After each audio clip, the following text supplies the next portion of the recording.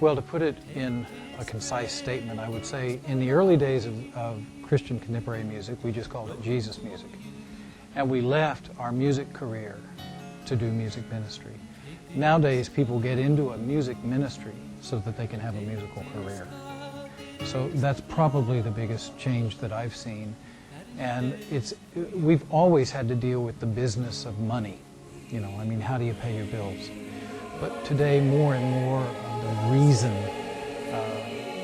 behind a lot of it is money.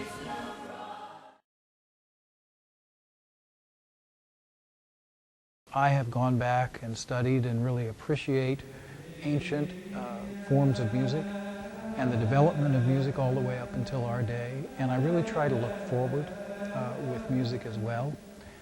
And I also try to retain, and this is a very monastic thing, a certain reality in my music. I don't use a lot of synthesized sounds. On some projects we do, but I prefer not to use synthesized sounds because that's really a distorted sound trying to sound like something it's not. And I try to stay with more pure acoustic sounds. And it's an analogy, if you will, to our problems in society. More and more people are becoming virtual people, living their life by virtual realities. And we want to stay standing on the earth, producing the basic things that we need: food, clothing, and shelter.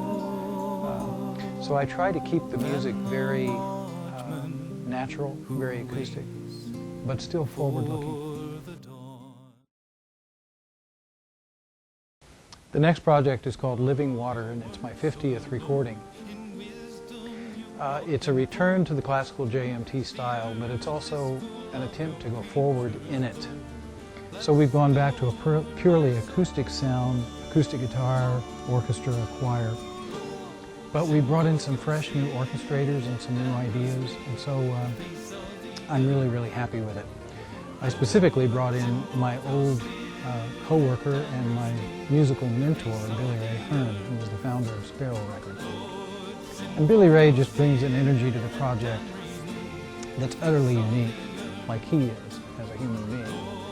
And then I kept Phil Perkins, who I've worked with ever since we started our own company, The Troubadour. And this integration of the three of us really turned out to be a wonderful, wonderful arrangement.